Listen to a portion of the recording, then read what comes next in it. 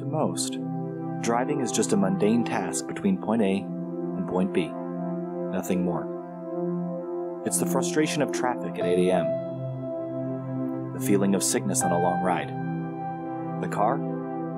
Just a tool. It's supposed to be practical, reliable, and fast. But the speed is really the reason cars exist. Born out of a necessity to make that A to B trip just a little bit faster. Some have a deeper connection with cars.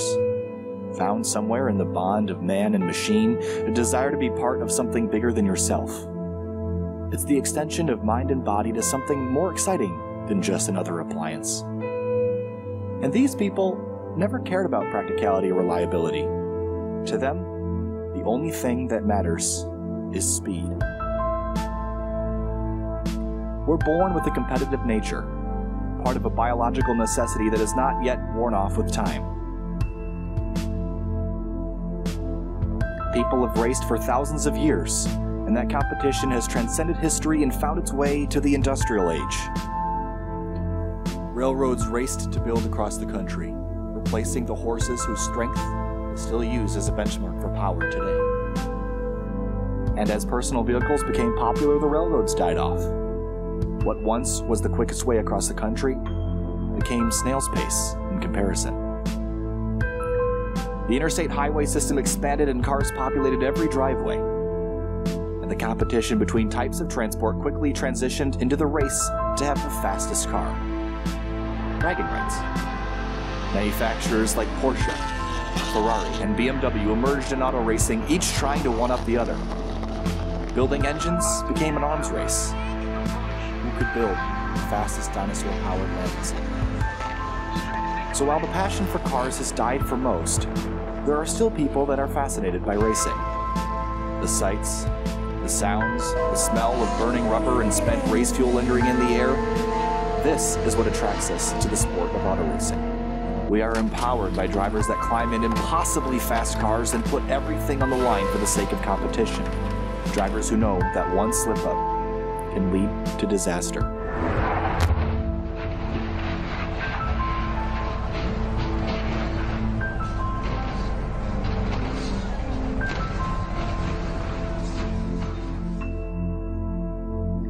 And for the longest time, wishing to be a race car driver was just a childhood dream. All we could ever be was a spectator. Opportunities? Limited and expensive. Reserved only for the who's who of the racing world.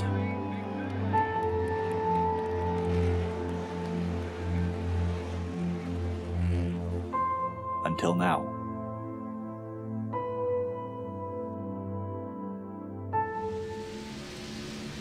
They call it the world's fastest half mile.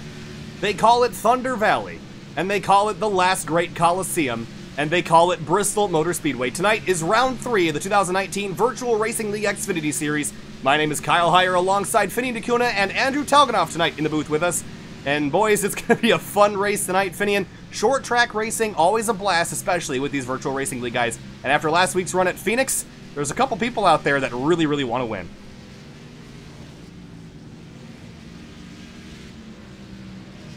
I think Finian's running into an issue there. He's got himself muted. I don't know if that was on purpose. Getting to it. But yeah, one of the guys that's going to be definitely looking forward to winning is Bailey Turner. Was very close to it last week. Last week in general between VRL and Outsider Racing. Finished second last week in both those series. He's looking for a win this week, and I'm sure he's hungry. Reggie Ortega is going to be our in-race reporter tonight. Andrew Telganoff will talk to him under yellows this evening. Ben Bafford in the number 23 is going to jump up to second on the board. A couple other drivers out qualifying right now. Casey Lakatos, a late entry in his Good Wrench Chevrolet Camaro. But new in the booth tonight, Andrew Telganoff, past administrator of the Virtual Racing League and current administrator of the Outsider Racing League. Andrew, welcome to the booth. It's going to be a fun one tonight. Yeah, it is. I'm pretty excited here. More of a newbie up here in the booth, but I don't know. We're going to see what happens. Apparently the set's pretty snappy on exit, so we're going to see how this goes. I mean, it's Bristol. Anything, you just it's Bristol, man. So we'll see what happens here. I was watching Alec Martinez here in qualifying. Looks like he's struggling a little bit, but I don't know. We'll see what happens tonight. Pretty excited to be up here in the booth and take an opportunity to see what it's like. So, yeah.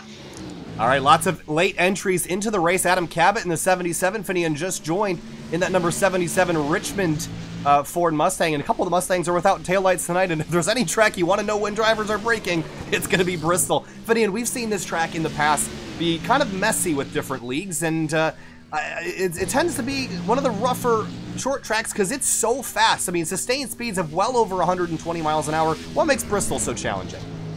I think it's just the fact that you're constantly going into a corner and going on a straightaway. This track, again, these lap times are extremely low, 14-second laps for qualifying, and we'll see that in the race as well. So very quick lap times. You're constantly going in and out of corners, and it's a very quick pace. And if you make one mistake or one guy makes one mistake ahead of you, it's very hard to react to it. And that's why you typically see some pretty big pileups from such a small track. Eli Hinton in the Sim Motorsports number 13 Mustang, he's out on track right now. He told me before the race that he was really excited. He says this is one of his best tracks. I was joking with him that he says every track is his best one, but Vinny, if you remember back to the Virtual Racing League race in the Cup cars last season, who was down on the bottom making passes? Eli Hinton. Yeah, indeed, definitely expecting him to be up towards the top of the field as he's put on a qualifying lap. Ooh, gets in the wall for his second qualifying lap, so that's going to be done for him. Ooh, yeah, he ends stuffs up it in in the there wall completely for that. So he's going to be in 5th at the moment. Won't be able to advance up further than that. Andrew, there's a bunch of drivers in here that have joined late, but Jeff Wright, Eddie Trejo, Casey Lakatos, Brian Chambliss. Who's on your list tonight? Who do you think is going to be the one that's going to find themselves in victory lane after round 3? We got some talent in here for sure. It's really, I don't know, I feel like it's a toss-up. Jeff Wright, Hinton, Martinez, Lakatos is really one of the most consistent drivers that I've ever seen. Eric Hutton, of course, he's fast everywhere. Bailey Turner, I mean, if I really had to pick one, though, for Bristol, I'd have to say I'd probably just be a little biased here. Probably go with that number 5 is Jeff Wright. But I don't know. I think it'll come down between Jeff Wright and Hutton. All right, let's take a look at our point standings after walking out of last week's race at ISM Raceway. And Finian, Connor Horn was led most of that race and ended up spinning twice after downshifting problems. But here's a look at our points picture right now. And in fact, it's if we're looking down deeper in the order here, I forgot to add that next button to this screen, so unfortunately I got to wait a half a second here. But Andrew Telganoff, you're sitting in 16th in the points, but not running the race tonight. Alec Martinez in 17th. AJ Stravato, didn't see him in here. Is he going to make it? I don't think so. But Eli Hinton missed ISM Raceway last week, so he's sitting all the way down in 23rd in the points. He's looking for a better night. 20 drivers are going to come to the green flag, but Bailey Turner in the number 24 car is going to be taking the green flag in the lead. And is Turner here? Yes, he is. So Butler is in 2nd in the points. Roan is 3rd. Trejo 4th. Gaba in 5th. Reggie Ortega, our in-race reporter, is in 6th. But look at Bailey Turner, 2 wins. Or actually, excuse me, no, not 2. I think it was there 2 wins, 1 win. Bailey Turner. No wins. Bailey Turner 0 wins. Wrong column. I'm looking at top 5s. That's me trying to get used to my new championship standing graphic here. All right, well, we're getting up ready to go racing, Finian. 180 laps, 120 laps on fuel, give or take a couple. But strategy-wise, I don't know if we're going to go green all the way, but it's possible that we'll see a relatively long green flag run. So what do drivers have to do? Where's the best line around Bristol? I mean, it kind of depends on what you're driving, but I think typically my favorite line, at least, is definitely taking the outside lane. You're able to roll off, especially later in the run, you're able to roll off so much momentum off the corners that it really helps you get around people. And the inside lane, you kind of get bogged down there. It's definitely good in the first few laps where you're going to see guys starting to migrate to the top. Andrew, we've seen in the past that the marbles up at the top of the racetrack can get kind of gnarly, and we'll take a look at turn number 1. You see off underneath those Ford logos there, the marbles get bad. So is that a risk going up there later in the race that you'll hit those marbles and take a slide? More so. A lot of guys prefer running the top here. Me too. But the problem I run in is consistently running up top. I mean, the car seems to get real tight, and I don't know. I think anywhere from the bottom to the center, both corners, obviously, is probably going to be the way to go here, from my experience at least. All right, so as the sun sets here on Bristol Motor Speedway, again, it's a half-mile short track. It's built like the Coliseum. It keeps all that sound and all that race fuel and all the fumes right in the middle of it. It is just an absolute blast of a racetrack. This is kind of like a blender for race cars. and we're going to have 20 of them go racing tonight. And Finny, we've talked about our favorites, but who's maybe a dark horse in here that might slide out and get a victory here at Bristol? Honestly, I think might be Reggie Ortega. He seems to be having quite a bit of speed these last few weeks, and he's definitely been up in the front for quite a few. So I think he's got a shot. Maybe even William Troy. We haven't seen a lot of him. He's starting in third, so keep an eye on the 87 car too. And the 13 car of Eli Hinton is right. I thought I saw some car stop on the front straightaway there, but it looks like it was Ben Baffert in the 23. That's who it was. Who was starting 7th. Let's take a look at our starting lineup for the night. Elliott Butler in the 36 car on the front row alongside Josiah Vincent in the number 4 Chevrolet Camaro. And both those guys in Camaro starting up front. Back to row number 2, William Troy in the 87. You mentioned him, Finney, a good starting spot for him, as well as Reggie Ortega in the number 2 car tonight in another Chevrolet Camaro. So Camaro's taking the first 2 rows. Then it's Eli Hinton's Ford Mustang, his number 13 Sim Motorsports car, starting in 5th alongside Robert Gaba on the number 75 on the outside of row number 3 in his Camaro. Row number 4 is made up with Ben Baffert, another Sim Motorsports Ford Fusion in that number 23 alongside Josiah Vincent in the Vincent Motorsport number 8 car, starting on the outside of row number 4. Then Liam Sheen and Bailey Turner rounding out row number 5, and then we'll let the rest of that scroll along the bottom of your screen. 180 laps around Bristol. It'll take about 42 minutes, a short race for sure, but we're not exactly sure who's going to come out on top of this thing after races at Daytona and ISM Raceway. I don't know if we've really clarified who's the best yet this season. It's been kind of a toss-up so far. Connor Horn not here tonight, but we're coming to the green flag. The 36 cars will lead them down. Green flag flies. We're racing at Thunder Valley. And you can immediately see drivers migrate to the top lane as they head off into turn 1, and they're side-by-side back there for 3rd. And that's the 87 of William Troy in the middle of it all. He started in position number 3. He's on the outside, or actually on the inside of Robert Gaba in the 75 car. Low. That's Liam Sheen in the 99. And it's going to wad up a couple cars, or at least it looked like it. I think he alt F4. There's the caution now as the field wads up in front. Eric Hutton's involved. Oh, it was for a separate. Yeah, it was for a separate wreck out of 2. That was that's a wild way to start this one, guys. I didn't even... Yeah, it looked like somebody snapped up top. Jeremiah, it almost looks like the rear end just bottomed out and he lost control through the center right before nothing he could do. It just, the guys have been complaining about it being snappy, and that's not a really good thing here. But yeah, he just got rear ended. It looked like by Bailey there too. Yeah, that's looking back at it, he really did just snap. It almost looked like he blew a tire out with how violent he snapped. And right on board Bailey Turner's number 24, following Josiah Vincent. And you saw a puff of smoke. The car's already loose, and you get down here to turn number 1 for lap 2, and then just right in front of him just snaps, and nothing Bailey Turner could do to miss that.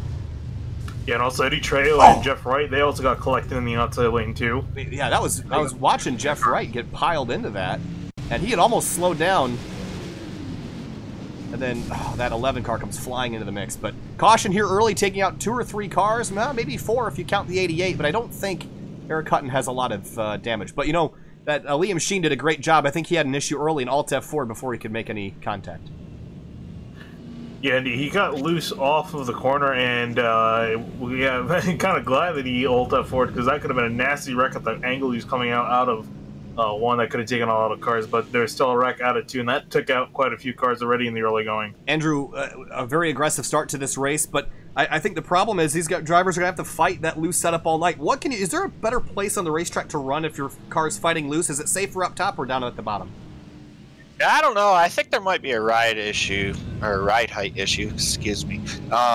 I mean, if you look at it with Jeremiah there, it looked like he was literally bottoming out through the center. I mean, so the only way to really help with that bottoming out, if that's what's going on, is these guys are just going to have to back their corners. They're going to carry a lot more speed up top, and if they're going to drive it in as hard as what I've seen, then yeah, it's going to make it difficult to keep the rear intact. So I mean, if I was to see that, if I was Bailey Turner, I'd probably want to move that car down to the bottom, because like I said, you're going to carry a lot more speed up top, and I think that might be a problem. Yeah, and I also think part of it might be is due to the fact that we just took the green flags. I don't think the tires are up to temp enough to really maintain that outside lane, at least up this early on in the race. So that might also make the loose conditions even worse. I was just going to mention the tire pressures, Finian, and I think that's going to be a huge problem tonight, because when the tire pressures are lower, the ride height is lower, and especially up top, there's a lot of bumps up there. And that's going to really be an issue on new tires, Colt tires. So they're going to have to let the tires warm up, maybe just run the bottom for a couple laps. And I'm going to keep an eye on that 13 because he was on the bottom all race last year in the Virtual Racing League Cup Series race here a couple months ago. And he was on the bottom the whole night.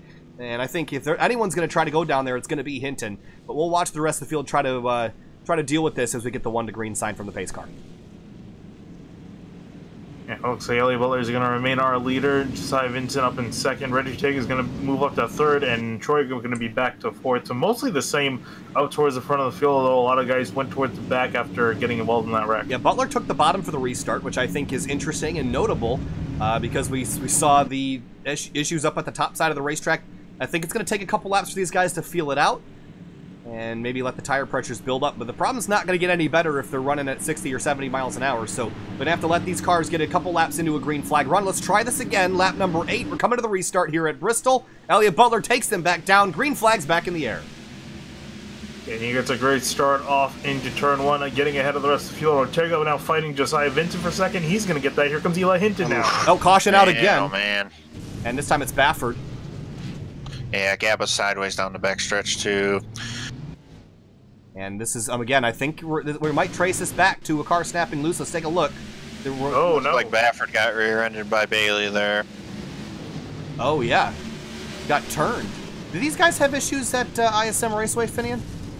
I know Baffert, not that I recall. Had an issue last week. I don't remember exactly what happened, but just 2 cars running really close together, and that's how the 75 got turned. And then Brian Chambliss had to jam on the brakes to miss it as little as he did. Let's look at Gaba as well. He just gets tagged at the end of it. Oh, and the 77 at Cabot got a big piece of that as well. So 2 cautions slowing the pace here early, Finney, and this is typical Bristol. We've seen this happen in the past. Yeah, indeed. And I think also the combination of the setup being really snappy, especially at the beginning of the run, it seems to, just combined with guys still trying to sort themselves out, that's leading to quite a few cautions here in the early running. And quite a few of the drivers we thought would have really good nights.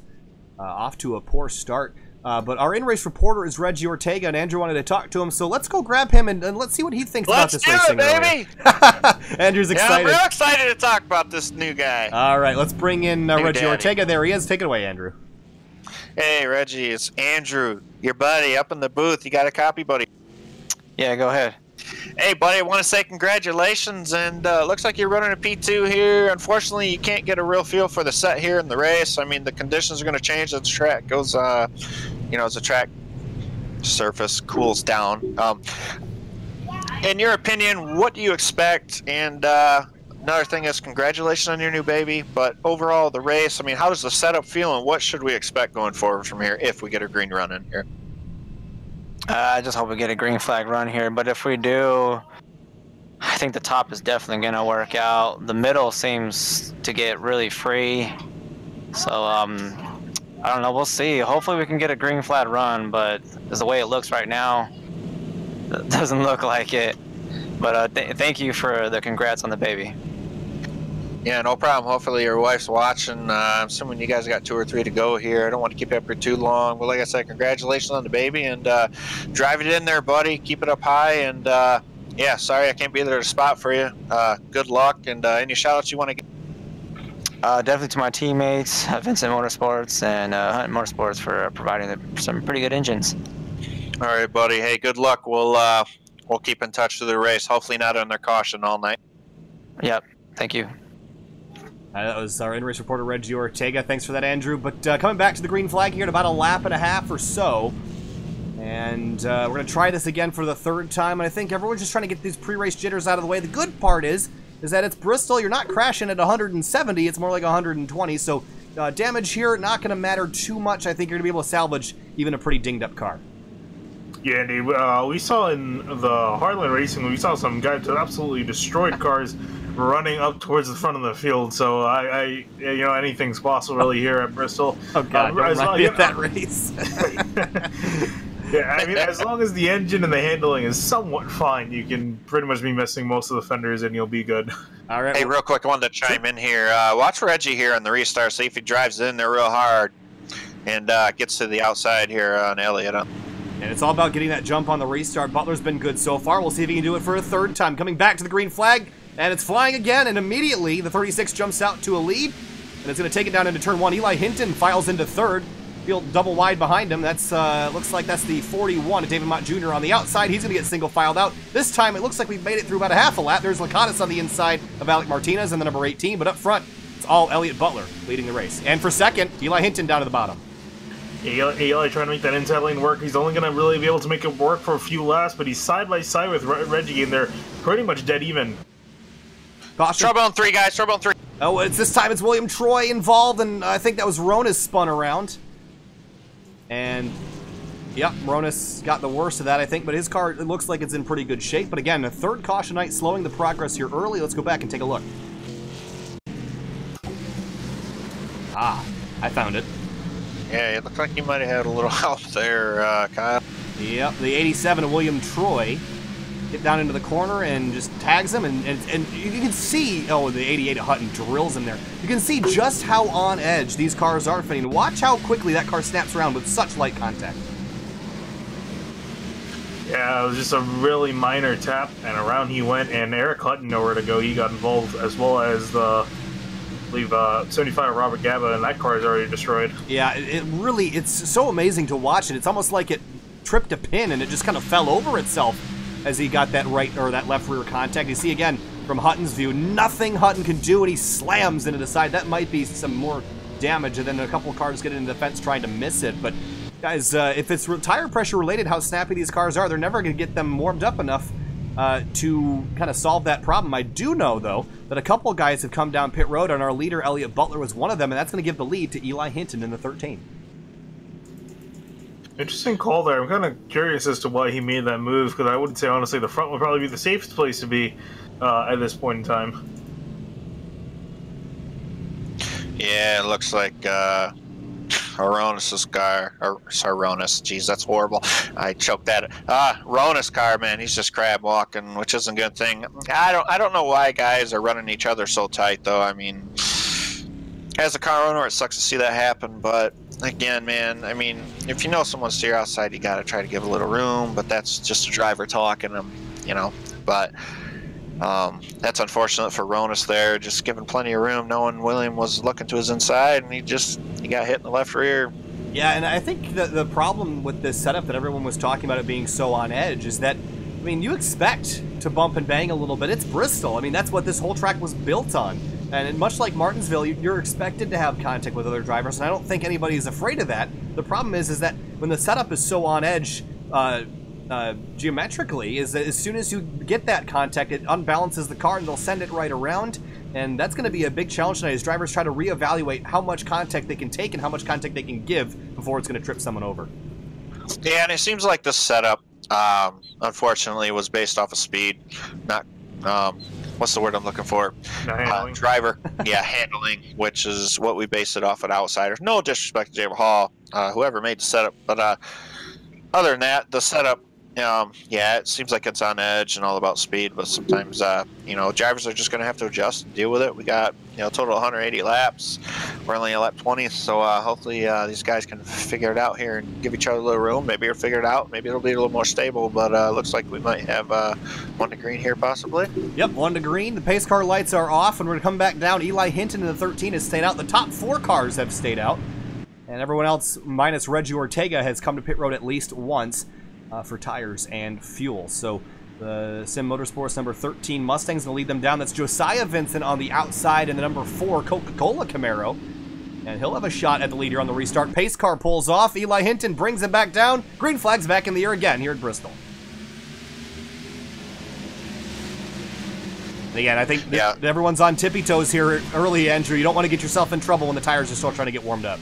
No, the biggest thing in here is, man, you gotta give room. I mean, it's been a rough start. I think that was just third caution. Correct me if I'm wrong. Maybe the second or third, but they really, they just got to give each other room here. Let the tire pressures build up, and just don't drive it so hard. Maybe the car will get better as the run goes on. But I mean, the track's going to get darker, and the track temp's going to drop, and it's going to create a lot more grips. So we'll see what happens here. It looks like it's by far the cleanest start. Yep, we did see Reggie Ortega drop a couple spots on the restart. Remember, he is the only guy back here that's on old tires, with the exception of Eric Hutton in the 88, who's still out here. He has not pitted yet, even with all that damage he received on those early issues. Now there's Casey Lakatos and Elliott Butler. Butler is on fresh Goodyears. Lakatos has pit 5 times, guys. It's lap 24. He's lucky there's no tire limit because he would have definitely almost reached that by now. But he's currently having a great run up in 5th place. Reggie Ortega and William Troy had a bit of contact out at turn number 4, but I think they got it all sorted out. Yellow's out again. Eddie Trejo down in turn number 2. So Eli Hinton had worked his way out to a 7/10 of a second lead in that short run we had there, but Eddie Trejo goes for a spin, and I guess we'll try to find out how this happened. Looks like it might have just been solo here, guys. Yep, same thing. This is almost. Yeah, and Eddie. This is almost. Eddie's not. Go ahead. Sorry, go ahead. No, you're right. Yeah, Eddie's the type of guy that run it hard. So, yeah, I don't know. There might be a ride height issue here, but I don't know how these guys are losing control here. Hopefully, like I said 100 times now, is they figure this out. Man, this is starting to get a little frustrating to see. You know what it kind of reminds me of is what I was trying to mention earlier was Indianapolis 2008. If you remember back to Goodyear's problems that they had, you couldn't go more than about 15 laps without coming down and changing tires, and that seems to be a problem, except it's not tire related, it's chassis related, and it's really difficult to fix that, especially in a fixed setup league. There's nothing you can really do except kind of, saddle up and hold on. Yeah, there's pretty much nothing they can do. Unfortunately, to adjust this mid-race. Otherwise, we wouldn't really see this problem, as drivers would be able to at least somewhat compensate with adjustments to the track. I guess could they adjust the track bar on pit stops? Nope. I think it's a brake bias they can adjust. Yeah. And one thing they could consider is if they are struggling on entry or through the center. I mean, if you jump up on the track bar, the brake bias. I mean, that could help because you lower the brake bias, it's just gonna help you on entry. I mean, especially if you're driving in hard with a lower brake bias, it's going to make it more difficult, as obviously we can't get a run in here. You know what I've noticed, though, is it's snapping kind of mid-corner, and that tells me, Andrew, that I think you're right about the ride height issue, because mid-corner is where the car has the most load, where it's pressed deepest into the racetrack, and I think that's the problem we're having, is that it's almost like the jack stand or the frame itself is hitting the ground and reducing grip in the tires, and what's causing the snap. Because if it was completely set up in terms of like suspension geometry setup, I think you'd see it more on entry and exit and just car balance, but it seems like they're actually physically hitting the ground with the frame of the car, and that's what's upsetting the balance. Yeah, if you ever get a chance, look at the right rear suspension view, and on Eddie on that caution, there is a lot of play in that, especially running in high. So that's why I'm saying maybe these guys will adjust. Maybe we'll go old school and everybody will be on the bottom, because that car, when it starts going around, before it goes around, you can notice the right rear. I mean, it is up in that wheel well, so that could be an issue, and a lot of rebound as well. That is a lot from what I'm looking at. Yeah, and I think it's being made worse when you're talking about these guys running the bottom. Is that I've noticed it between Eddie's and Jeremiah's wreck that it was pretty much the same with them trying to diamond and turn down out of the corner. And I think that's really where we start to see the car get really upset. So I think these guys should try to run the bottom for the most of it, and maybe slowly try to migrate to the top and feel out the car and try to find a place where it's stable. So it looks like leader Eli Hinton had come in and taken tires, and he'll restart in the 6th position. Josiah Vincent will restart alongside David Mott Jr. One thing I am noticing, Elliott Butler's internet not really cooperating, so we'll see if that'll hang on. But coming back to the restart, we'll try this again. We're 30 laps in. We probably haven't gone more than about 3 or 4 laps without a yellow. We're going to try it again. Josiah Vincent leads him back down to the green here at Thunder Valley. Yeah, these guys just really got to work on being patient. I know they want to go hard, but there they go. Trouble again. Oh my god. And that time, and William Troy. Oh man. William Troy again, and again, I think this is still. There's 4 cars wadded up down there, guys. It seems like guys are just running really tight there on there. Now let's go back and look at what caused this incident. Looks like possible electrical issues on. As you said, Elliott was having troubles there. And this car just disappeared. I think that was probably the lead cause of it. As everyone was kind of disappearing around and throwing some people off, and Lakatos just, I mean, I think that was everyone just kind of freaking out because of the connection issues that the 36 was having. Yeah, he's got a really high ping, and you can't really fault William for there. I think that's what started it, even though Elliott with vanishing on the track, but I mean there's nothing William could have done there, but it looks like he's done for the night, unfortunately. Tough break for William, And One guy I'm still watching, and again, I don't want to carry a whole lot of bias in here, guys, but Eli Hinton's been having relatively few issues. He's come down. Are you sure? He loves talking about Eli. Well, I've never heard somebody talk about one driver the whole night. It's like the Jeff Gordon Chase Elliott thing up here, but he's sitting in 5th right now after restarting 6th. But I haven't even seen him get loose yet, so he's got a pretty good handle on this. We'll keep an eye on him though, as Andrew will know. But there's a lot of guys down at pit road trying to receive service here. There's a lot of damaged race cars out here. So this is just going to be a race of attrition, I think. I don't know if this is going to get better. I think we're just going to start dropping cars out like flies, and it's just going to be whoever lasts the longest. So now, instead of looking for speed, I'm looking to see who's got the best handle on the car. Yeah, I was talking, not talking, but I was viewing some messages sent from Angelo when he ran the NIS, and it might come down to a car that, not the fastest car. I mean, NIS, I mean, you know how big the fields get there, 36 cars, and he had damage on lap 1 NIS, and they had, geez, OP, it's, I think, 100 laps of caution on a 250-lap race. But this might work in the favor of Ronis, so we'll keep an eye on the guys that are pitting here. It might work into their favor, possibly. We'll keep an eye. So the top 3 have not pitted at all yet tonight. Those drivers are Josiah Vincent, David Mott Jr., and Reggie Ortega. I wouldn't either. Yeah, I mean, honestly, at this point, and Finney, you and I have talked about this in the past, where if there's a lot of cautions going on, what's the incentive to pit? I mean, you're not getting green flag laps. Yeah, I would say you're not wearing out the tires really anything. I mean, other than really fuel, but you're not really burning that much fuel when you're pacing. So yeah, I mean, you pretty much stay out as much as you can unless you really have to come into the pits because you're just going to make up track position. Also, you're going to keep yourself out of the trouble because we haven't really seen any wrecks up towards the front. They've mainly been more back. This one was slight of kind of an exception, but most of the wrecks have been kind of started midfield. So I would say really best thing to do is really stay out in situations like this. Are we at Darlington? I mean, the track is claiming a lot of cars tonight. Seems like it. Yeah, I hear you there, man. Darlington's a tough. Yeah, we'll see, man. I've seen races like this where it starts out really rough and then boom, we go, 100 laps caution free, but we got one to go again. Yep. And we'll see what happens. Yeah, this almost reminds me of a road course race, Finian, where it's you're not racing the competitors, you're racing the car and track, and it's more of a one-on-one battle with just keeping the thing going straight. So we'll come back to the green flag. Let's go lap 37 for the green flag, and it'll be Josiah Vincent, David Mott Jr., Reggie Ortega, Eli Hinton, and Jeff Wright in the top 5. And remember, Jeff Wright had problems early, but he's back up here in the top 5 going for it.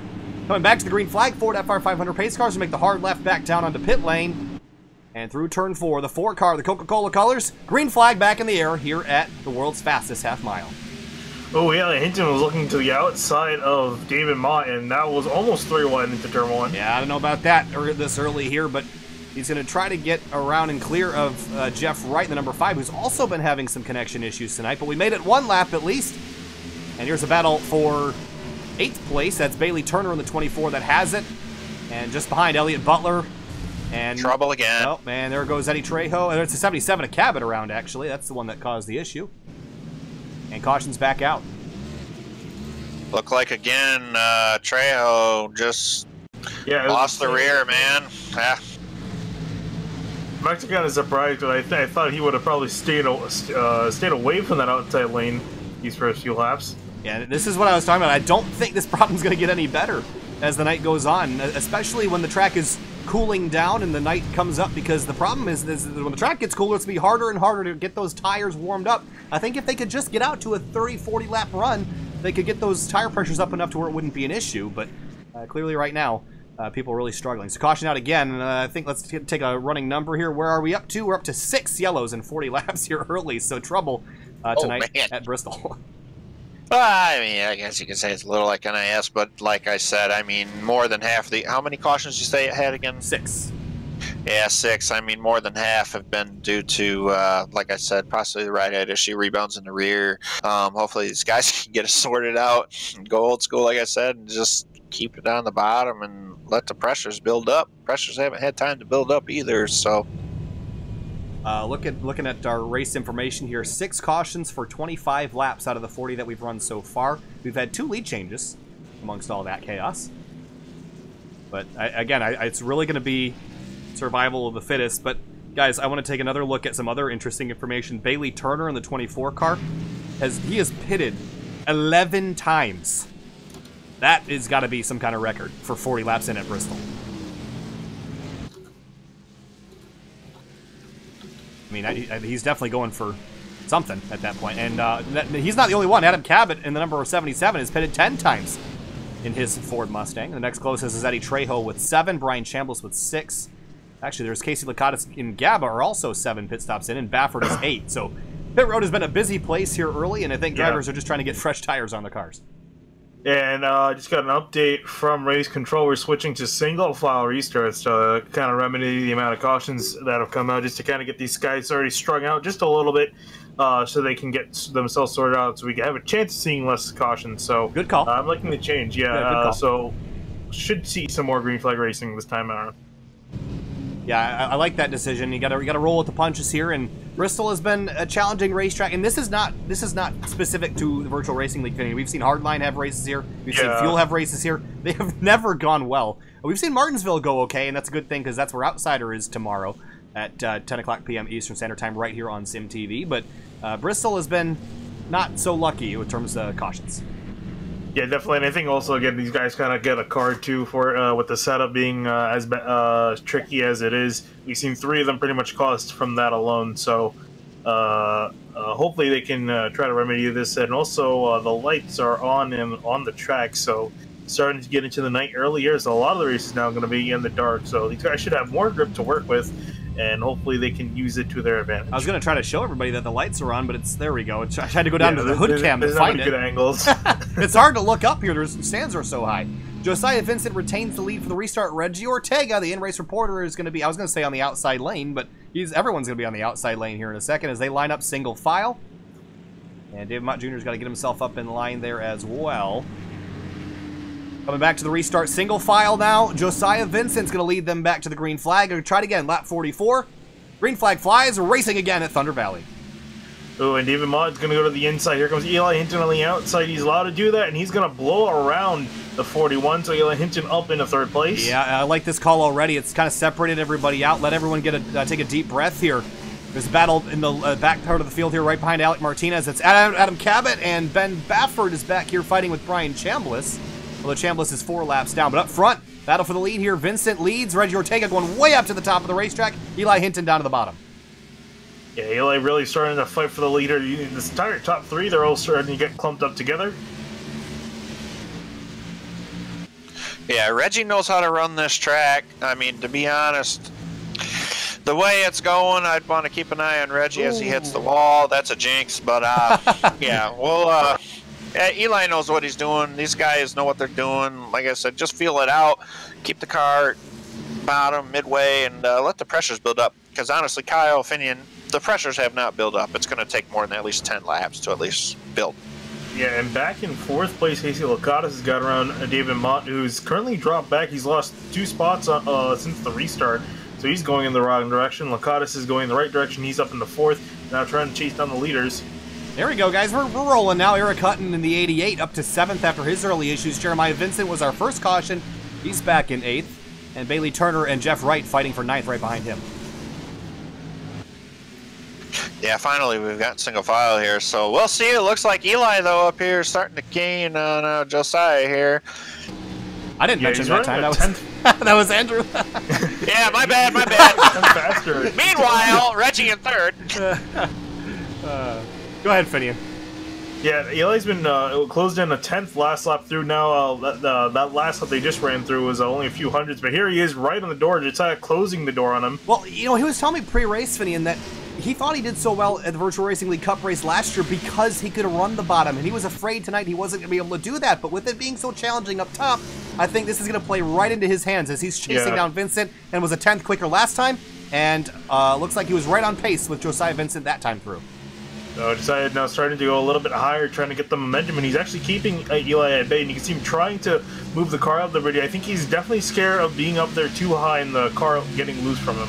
Well, now the tire pressures are slowly building. We've been green for a couple laps now, and I think that's going to let these guys get more comfortable with the cars, learn how they drive, battle for 5th behind him. That's going to be Gaba taking a spot away from David Mott Jr. as we head back up to the lead to watch Hinton try to get around Vinson, but Vincent's doing a great job defending this position. Yeah, Dean Vinson now really confident on the outside line. I think he's figured he can roll with that now. Eli has lost kind of his advantage on the inside line, but he's definitely going to still try. And drove in hard there, but Vincent's focusing on the exit of the corner. He pulled away a bit that time through. How about David Mott Jr. and Eric Hutton? Mott's going backwards quickly, guys. That looks like he's struggling. Yeah, I'm guessing it has to do with that right front damage he has to his car. I really don't see any other reason for him to be dropping back so quickly. I think he's just really struggling with the handling of that car. Now yeah, we're it really like he's losing a lot of speed on the straightaway. I mean, yeah, we've had a caution quite a bit, so I don't know if maybe he has some engine damage, but yeah, he's gonna feel out. He's got brand new pedals too, and maybe he's still trying to feel them out. So it's nice to see David up in the top 10 though, for sure. Spend a lot of time on throttle here at Bristol compared to a lot of short tracks, mostly throttling and coasting around here, maybe a bit of brake just to set the car in the corner. And we got a big battle up ahead. It's Casey Lakatos and Robert Gaba, and then just behind them it's Vincent and Hutton battling for a spot. Oh, Jeremiah Vincent's up in the fence. Scrape the wall big time, and that's going to let the 36 of Butler get on through, and Hutton closes the gap. Yeah, I'm really curious to how Butler, you know, he started on the pole, I believe. Correct me if I'm wrong again, but whoa, got loose in the middle. Trouble off to save it. And this time no other cars collected, but Gaba's going to roll around and spin the car back forward. So a little bit longer that time. It was better. Let's go back and take a look. It looked like he'd actually tried to avoid Lakatos there possibly. And, you know, he almost did too. I mean, and he was trying to drive it in there real deep, you know, trying to clear him possibly, but a lot of respect there for Gaba. I mean, he could have drove it in there and doored Lakatos, but he got a lot of respect there and tried to keep it off him. Unfortunately, he paid the price. Yeah, and this is just a classic example of just trying to keep it off of somebody. Then he had to turn a car so hard left that it just unbalanced it, spun around, didn't collect anybody, so a single car incident is going to be caution number 7 here tonight. We got pit stops. Nice. Looks like David Mott stayed out, as well as looks like Chambliss might have the lucky dog here. So it looks like David Mott stayed out. Let's see who wins the race off pit road. All right, let's take a look. And the race off of pit road. Close, so close, but no cigar. Vincent and Hinton. Oh, Sim TV would have loved to see Hinton win now. Butler comes off 3rd, Lakatos 4th, Martinez in 5th off the pit lane. But David Mott Jr. stays out, guys. I'm curious about now he's coming in. All right. I was going to say... just to lead a lap. Yeah, I was going to say, I don't know if that would have been such a great idea with the condition that his car is in, but he's coming in for service now. And did he make it in? Not quite. Are there any cars out here without damage? Looks like Lakatos, like I said in pre-race. He's one of the cleanest drivers out here. No offense to everybody else, but something about Lakatos I noticed last season in VRL Cup Series is he knows how to keep a car clean. Well, I keep an eye on it. He has some damage to his right front. Yeah, he but does. Guess one guy who doesn't have damage. Oh, Eli? Yeah.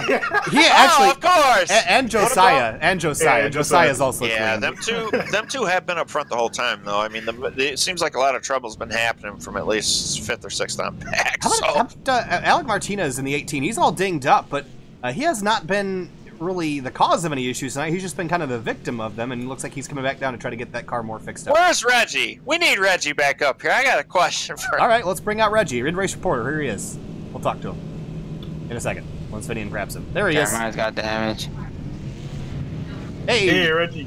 But you got Reggie. We're all talking to him. Just helging off in the booth. Buddy. Yeah, what's going on, man? Yeah, that's what I'm wondering. What's going on? You started up front. You're starting to go back. You know that last, them first 725 cautions, whatever it was, there to start the race out. Unfortunately, how has the setup changed during that? I believe it was at least maybe a 15 to 20 lap run. How was it feeling going forward? What changed? You know what? It felt a little bit tight on exit, which was weird because at first it was loose in the center and it was okay at exit, but it got tight on exit for me, and that's what caused me to hit the wall. I wasn't unprepared for it, and I went down and got it fixed. Yeah, I was calling you there, and you hit the wall. That's just bad luck. But other than that, yeah, man, you're falling back a little bit here, but I got faith in you, buddy. You know how to run Bristol. I know you love Bristol, and yeah, I'd rather not talk to you under caution. I hope I don't talk to you again. No offense, but going forward here, looks like we're coming to 1 to green, and already what do you 1 to green. expect here going forward? Coming back to the green. All right, good luck, buddy. Here Sorry, we go. go ahead. Yeah, no problem, man. Thanks. All good, and we're green again here at Bristol, and Josiah Vincent takes off Eli Hinton in second place. There's Casey Lakatos and Butler fighting for third behind, and Butler's still really struggling with the internet situation, and here comes Hinton looking to the inside of Josiah Vincent for the lead. Can't quite get the nose down there though, but he's got to get it while he's on fresh tires. Yeah, Josiah is gonna keep on defending the inside lane, and I think he knows because that's where Eli is excelling. So if he can block off that line, I think he can keep the 13 at bay. Unless Eli switches to the top lane. Oh, he's loose off of 4. What a save! He almost crashed that car, but he held on to it, and he'll continue in second. Lakatos closing in third. But wow, what a great save by the 13 of Eli Hinton. Yeah, it looked like you may have grabbed the apron, which will definitely upset the front end of that car in the rear. But good save by Eli. SimTV. Other than that, car crashed on the front straight, guys. Bailey Turner down to the inside. No caution. But Bailey Turner looped around. Let's quickly take a look at it. And it looks like this might have just been he got a little loose. Single car incident again. Yep. This time on the bottom, though, interestingly.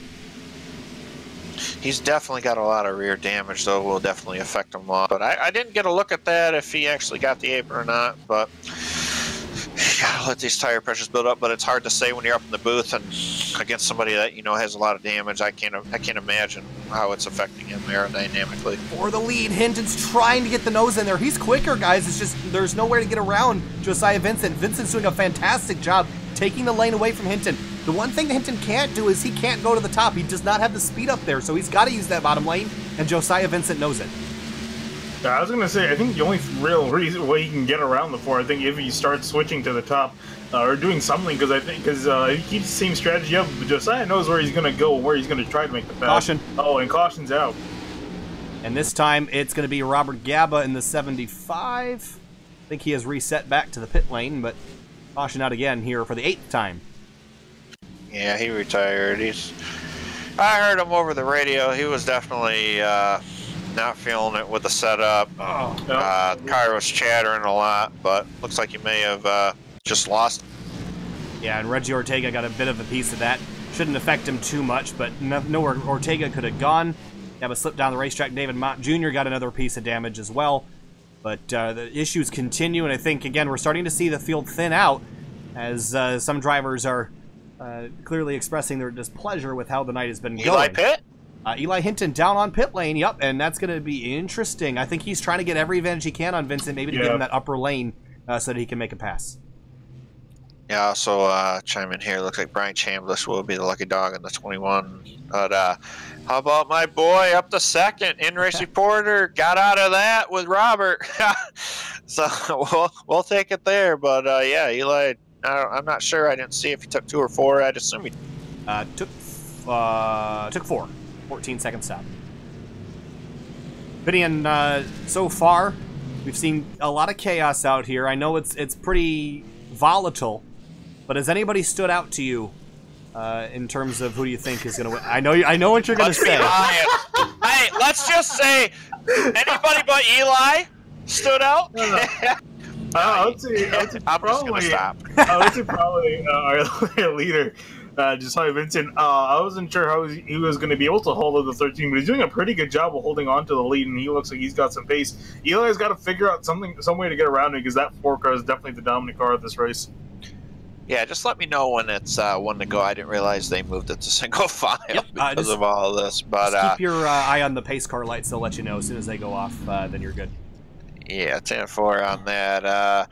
Yeah, you definitely want to keep an eye on Eli here. I think we got about 10 laps in there, and that will make a difference, especially how fast Eli was and how well he was keeping up with Josiah. So restart P3. I'd expect him to get the lead here. So that'll be my bold prediction. Eli does get the lead on this restart if we can go. All right, well, 77 laps in here. We're closing in on halfway, believe it or not. And we have about 24 minutes remaining if it goes green to the end from here, which is unlikely. But I think it's either way, at this pace, we have 25 minutes left in this race. Josiah Vincent leads. Reggie Ortega second. Hinton up into third. Casey Lakatos in fourth. Vincent in fifth. That's Josiah Vincent in 5th. The single file restarts have helped, but I still think we're seeing single car incidents due to the loading issues. But I did notice that when Bailey Turner spun, he was on the bottom, but he did look like he kind of clipped the apron and throttled up a bit early. So that might have been the reason for that. Pace car lights are off. We're going to come back to the green flag again. And Josiah Vincent's Coca-Cola Camaro is going to lead them back down. What else is coming up on SimTV? Tomorrow night, Outsider Racing League from Martinsville tomorrow night, and we've been following those storylines all season long. And great race at Sonoma a couple weeks ago with an Auto Club last week. And Mark Emerson, first-time winner on the season, took home that victory. And he'll go to do 2 in a row tomorrow night at the Paperclip. Pace car is going to roll off, and Josiah Vincent is going to lead them back down. Here we come, lap number 79. Green flag back in the air. Yeah, you're definitely going to keep an eye on Eli here. Let's see what happens. Looks like Eli and Josiah are going to be on different tire runs here. I don't think fuel is going to be an issue, but keep an eye on Eli here. He knows what he's doing. Yeah, we should be good on fuel to the end from here. They can go about 120 laps, so shouldn't have to pit again. I think everyone's pitted at least once. Bailey Turner's pitted 16 times. That's the in-race record. And Eli Hinton down on the bottom of Reggie Ortega. This shouldn't be too bad with the tire difference between these two guys. If we take a look at the laps since pit, it's going to be 5 laps for Hinton and 20 laps for Reggie Ortega, so about a 15-lap difference, and Hinton goes to second, and already Casey Licata's to the inside of the 2-car behind for third. Yeah, Ortega's starting to drop back, and meanwhile up for the front, Hinton already on the back bumper of the 4. Ortega got up, bounced off the wall, and that'll let Josiah Vincent get to his inside, but you mentioned for the lead, Finian, Eli Hinton's got a good run. Now, does he have the ability to run to the top side now? He didn't look like he could before, but he's still sticking to the bottom. Does he change lanes this time? Nope. Well, maybe he'll try to get a nose in there. Almost did, but Vincent's not quite giving him enough of a lane. You know, seeing Eli is on fresher tires, hopefully he can maybe change his lane here. Like I told him a couple weeks ago, you're a fast guy. Pick and choose your battles. Don't overdrive it. As here he goes to the inside. Yeah, great move. Yeah, he throttled up and just got it in there, but couldn't complete it, Finian. Yeah, what I saw, he did a great job in 4. He set up a run on the straightaway to get to the inside. If he keeps doing that, he's got a shot of making the pass. So I see him trying to experiment here with different lines, and he's going to try to arc the corner and get a run on the 4 on going to 3. Look who's joined the party. Casey Licata's is number 50. He's also in here for some fun. He's actually quicker than both these cars right now. Was a 10th quicker than both of them last time through. And Hinton goes to the top. Casey Licata's to the bottom. We'll see who prevails now. Yeah, you're asking me about an underdog earlier. Oh, and just as we were side by side for the lead, caution is out. And it's looks like it's Josiah Vincent on the front straightaway. And you know who was really upset about that? Eli Hinton in the 13 was so close to getting that pass done. Couldn't do it before the yellow came out. Let's take a look at the issue. Josiah Vincent again. Same thing as last time with Jeremiah. But you know what I want to do is I want to watch this. If we can get slow motion working properly tonight. Not really, but we're going to try. That's not going to work. I'm really curious if you're able to look at the rear suspension and see how much play is in there, because it's the same thing as last time as he's stopped in turn 3. It looks like he has to wait on somebody, but it looked like from my vantage point, the rear is just bouncing so much for him. And I mean, yeah, he's got damage too, but I mean, what are you? You know what I would like to do is I'm actually going to I don't actually have a left rear suspension cam set up, but I'm going to make one right now so we can take a look at this. So just bear with me for about 30 seconds as I try to get it. This is like some impromptu streaming here. We're just get this set up so we can look at suspension geometry, because I think it's an interesting thing to look at and to see how much travel is back here. We're going to take a look. I mean, it's almost like, you know, you watch NASCAR. It's like his right rear goes down. I've never seen anything like it. Okay, now I got a camera set up here, so let's go back and take a look. All right. And I'm trying to get a better look at this. But just watch this bar on the left-hand side of your screen. It's bouncing, bouncing, bouncing. And you can see how much fluctuation is there. And it's really, I mean, it doesn't take a whole lot. These cars are so stiffly sprung that it might actually not be the travel that's the problem. It might actually be the fact that there's not enough travel in one of the sides of the left or right rear tire. Here's the other interesting thing, guys. Stock cars, these kinds of stock cars are a solid rear axle. So they don't have independent rear suspension. So when one side goes up, the other side has to go down. And that's probably one of the issues the non-compliant suspension setups here tonight. Yeah, maybe at some point we can, as Jeremiah's in the pits, unfortunately, maybe get a word from him and get his opinion, and maybe from a driver's standpoint, see what's actually going on out there. Because this is the second time it's happened to him in the race, in the exact same point. I can't remember if it's the same turn or not, but it's the second time it's happened to him. Yeah, we'll talk to him under the next yellow, because I think we're going to probably be going 1 to green next time through. But interesting. I can't imagine, though. It's got to be really frustrating. Interesting, though, that they came down to pit road when we were talking, guys, and Eli Hinton came out as the leader amongst that group that time, although David Mott Jr. did stay out and is out in front of the field. So, curious to see how this is going to shake out. Yeah, I think he's figured it out. Maybe it's time to go. Maybe throw some strategy at this race. But actually, just as the pacer comes across the line, took like 1 to go. We're now past halfway through this race. Got 90 laps left to go in the second part.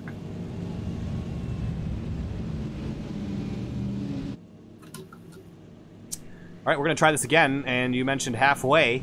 91 laps into a 180-lap race. We've had 9 cautions for 42 of those 91 laps. So we've broken the halfway point in terms of green flag versus yellow flag laps. We've had 6 lead changes.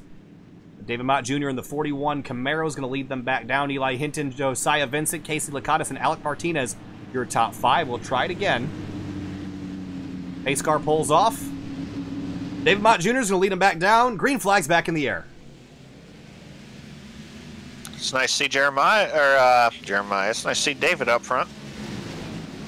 Yeah, we'll see how long he stays there. Lacatus looked like he was trying to make a pass and Josiah couldn't get it done. Meanwhile, for the lead, how about Eli Hinton now to the inside of Mott Jr.? And I think this might be a pretty easy pass. Mott's in the wall, and here comes Josiah Vincent for 2nd place now, but Eli Hinton finally has the lead. And you can bet he's not going to give it up easily after working so hard for that. I don't think we'll see him pit probably for the rest of the race at this point. Behind him, Reggie Ortega up high. Eric Hutton trying to chase him down for 5th. Oh, Lacatus loose. Right in front of him. Right in the field. Ben Bafford takes it right to the nose. And caution's back out. Yeah, he just lost a rear. Same situation again. This time, again on the bottom, again clipping the apron. Spins back across the racetrack, and Ben Bafford trying to get on the brakes. So right on board with the 23. In the meantime, Finney, if you want to go grab Jeremiah Vincent, we'll talk to him here about these issues we've been seeing. And, oh, man, Bafford had nowhere to go. All right, we got Jeremiah Vincent in the booth here. Jeremiah, thanks for kind of joining us for an impromptu in-race reporter thing here. But we've seen a lot of issues tonight with the setup and how it's handling on the racetrack. How are you going to solve these issues? What's going on inside the car? What's causing the problems out there? It's about the biggest piece of junk I've had here. Like you like got a car like a little bit slower in front of you. You got to check up. You don't even have to touch the brake. You just let off the gas. The thing is going to turn on you. That's what's been the issue tonight.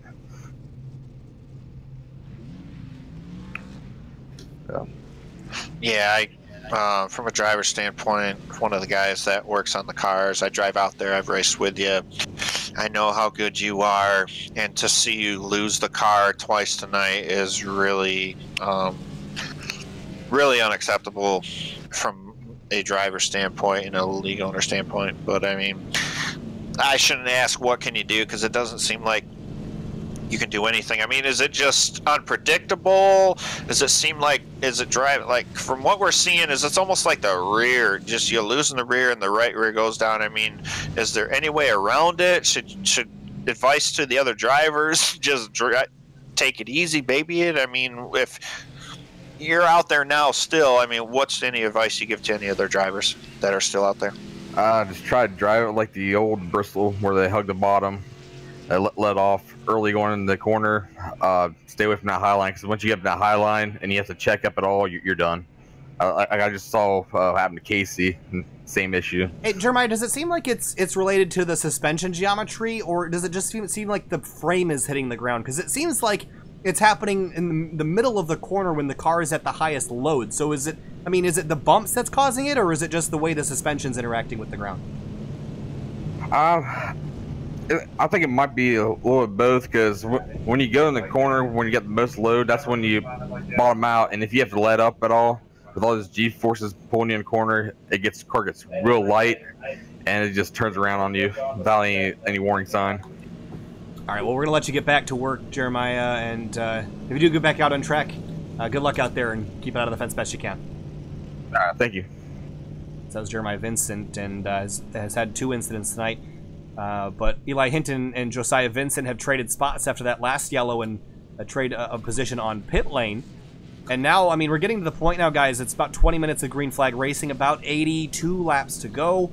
I mean, if you're Eli Hinton or Josiah Vincent, what's the motivation to come to pit road with all the yellows? I mean, you might as well just stay out and deal with the old tires. Yeah, indeed, and I think he's just going to try to, like you said, just kind of carry them on as long as he can. But I'm really interested in seeing now what Josiah Vincent now. We've seen the roles switch between both these guys with Hinton in front and Vincent in the back. So I'm curious, and we seen that Vincent's not afraid to try that outside line. So I'm curious if he can make that work, try to get around Vincent, and how Eli is going to respond to that. We're going to see in just a moment. We're going to come into the restart on lap number 100. The number 13 Sim Motorsports Mustang out up front, with Josiah Vincent's number 4 Camaro in tow. Green flag back in the air here. Lap 100 at Thunder Valley. Bailey Turner in the 24 has pitted 19 times, guys. He's still in 5th somehow after all this.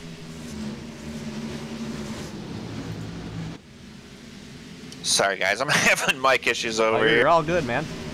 For 3rd place, Reggie Ortega is trying to hold off Eric Hutton and Bailey Turner, we mentioned just a minute ago, but it's all Eli Hinton out front by 1 second now, as we're starting to get into a slight little green flag run.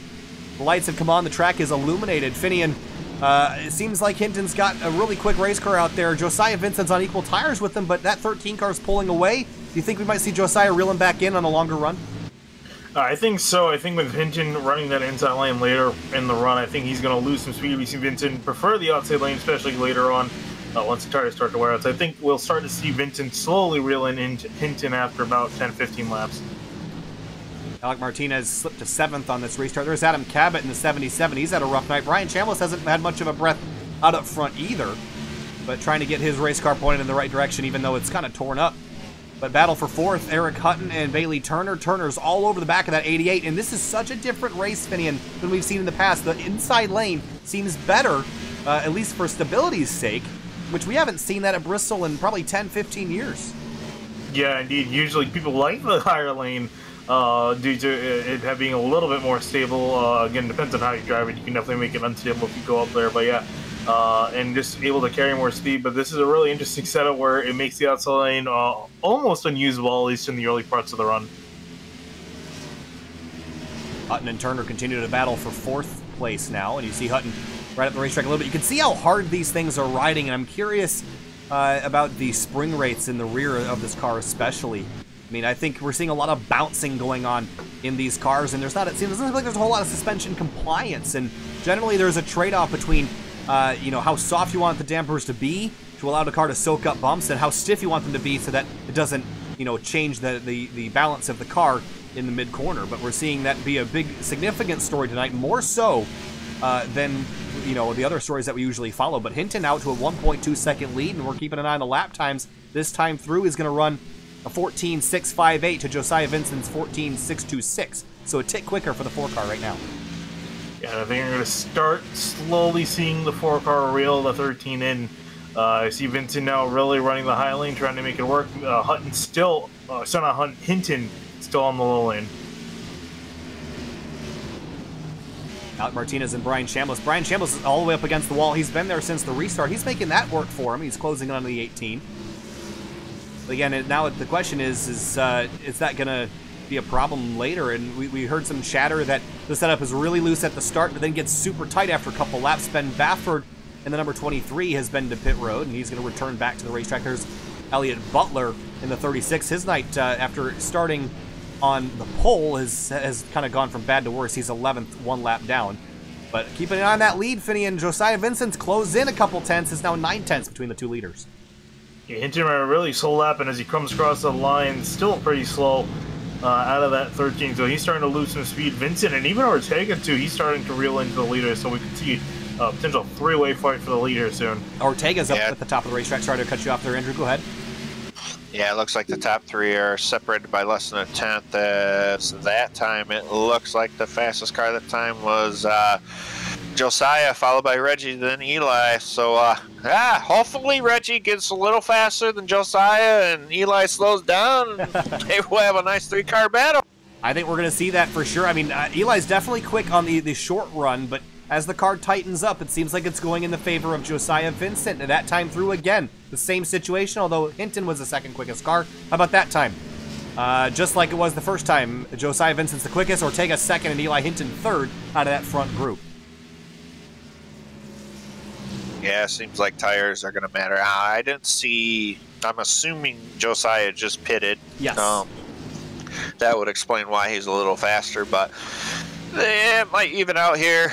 This is by far the longest run. I don't want to jinx it, but we'll see what goes here. I mean, we still got over 70 laps to go here. It looks like, 62 to go. Yep.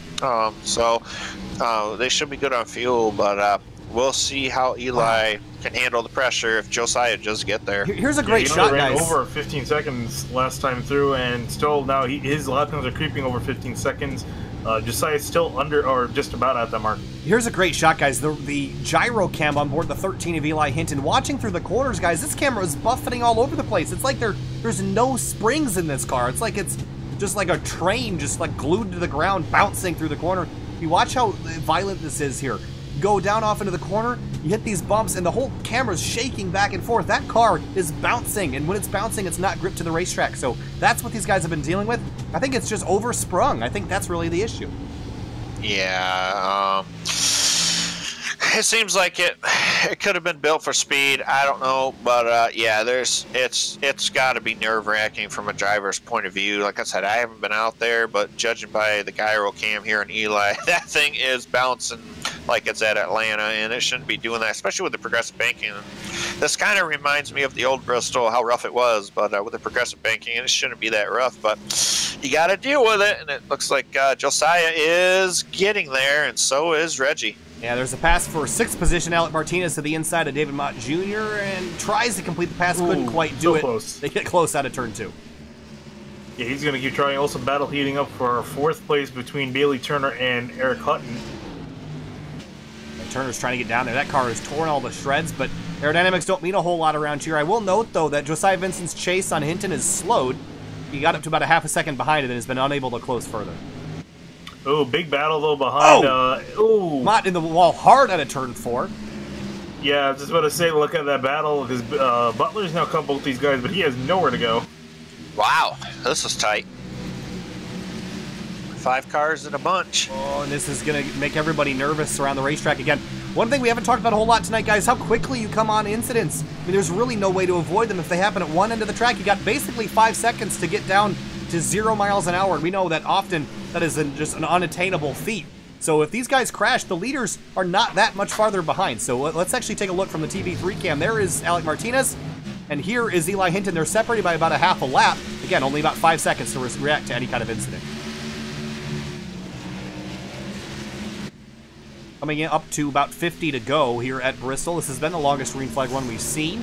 Hinton still leads by half a second over Josiah Vincent, but the battle right now is going on for 6th place. Martinez, Mott, Chambliss, and Cabot all in a fight.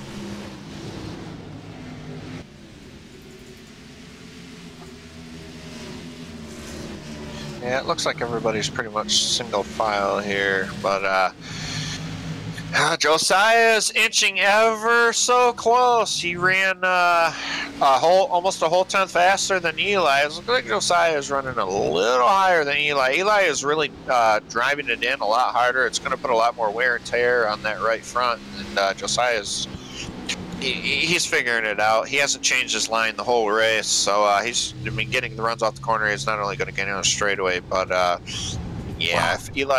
If I'm Eli Hinton, you need to move your car up a little bit. Yeah, I think that stubbornness of staying on the bottom lane, I think it's really starting to hurt him now. He's just wearing off his tires more and more and just running slower laps. I think he needs to start migrating a little bit more. I think he heard me. Yep. As you guys said that, he drifted up about a half a lane. I was running on board the gyro cam again, though. Guys, that's so violent inside that race car. Yeah, it's rough. And not only that, but also on the feedback through these guys' wheels, that's got to be a rough ride out there for sure. That's got to be annoying to have to deal with those forces constantly jittering your wheel around, and running side by side's got to be pretty difficult doing that. I think a lot of things that the drivers don't realize is the corners are a lot different. You can carry a lot more momentum from the center of turn 3 on the exit than you can in 1 and 2. It's a lot tighter through 1 and 2 than it is 3 and 4. You can see that on the track map we're showing right now with Josiah Vincent riding along in 2nd place. You can see how much tighter turns 1 and 2 are than 3 and 4. And a lot of people look at this place and think it's symmetrical, Andrew. Like you said, it's definitely not. It's not quite Darlington levels, but it's certainly different from one end to the other. Now Eli Hinton has moved up the racetrack to try to find some speed. Yeah, he might want to, because Reggie is definitely closing in here. Reggie was 4 thousandths of a second faster or slower than Eli, but a lot quicker than Josiah there. But it's sooner or later here, within the next 10 or 15 laps, we're going to possibly have 3 cars under a blanket here. So maybe we'll have a little Bristol drama here. Eli back to the bottom. Josiah Vincent goes back up to the top. I'm curious to see if Eli's running different lines in different corners here. You're up the racetrack in 1 and 2. Will he run the bottom in 3 and 4? Interesting decisions here, guys. Will he run the bottom in 3 and 4? Will he stay high? Look at him. Different lines for different ends of the racetrack. That is searching for speed. Josiah Vincent's trying to find a way around him now, though.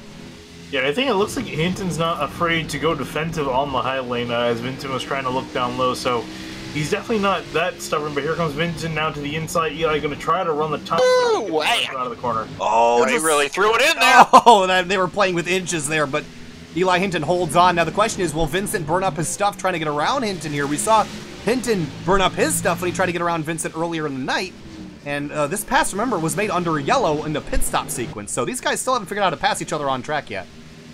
Yeah, and if you look behind these guys, the yellow car is slowly coming into the picture here. Ortega has completely caught these guys as they're trying to battle it out. So now it's effectively a 3-way battle for first place. Oh, guys, it's getting spicy up front.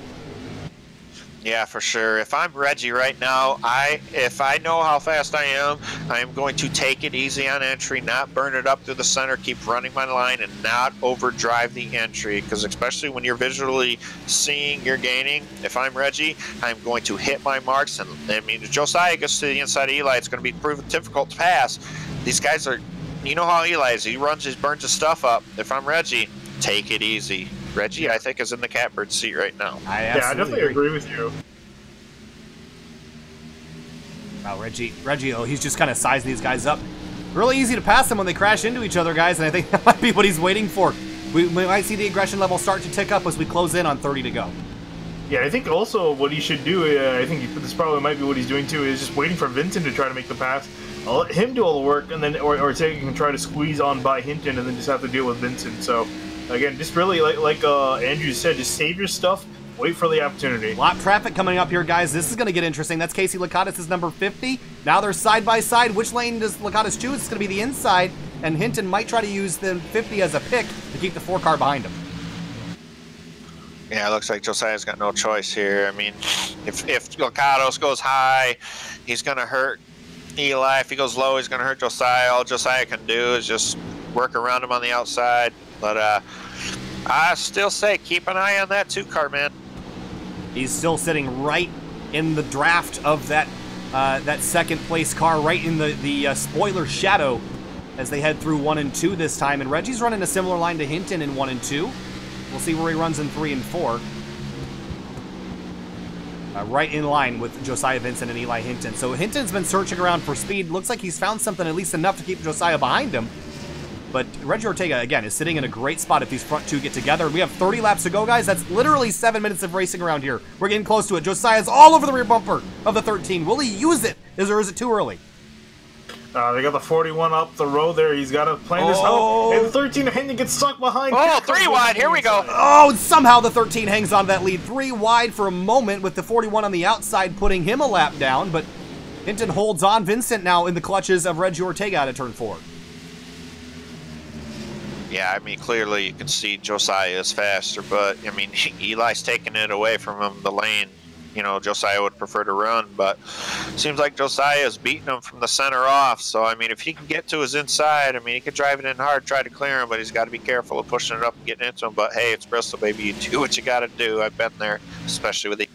It seems like Hinton has kind of gone to a more traditional line around here, kind of going up in the mid-corner than pulling it down on exit, but he's not pulling all the way down like you typically would. It's more towards the center of the racetrack, but He's just found enough to hang on, and it seems like passing has been really hard tonight. Again, like I mentioned, these guys did not pass each other on the racetrack. They did it in pit lane.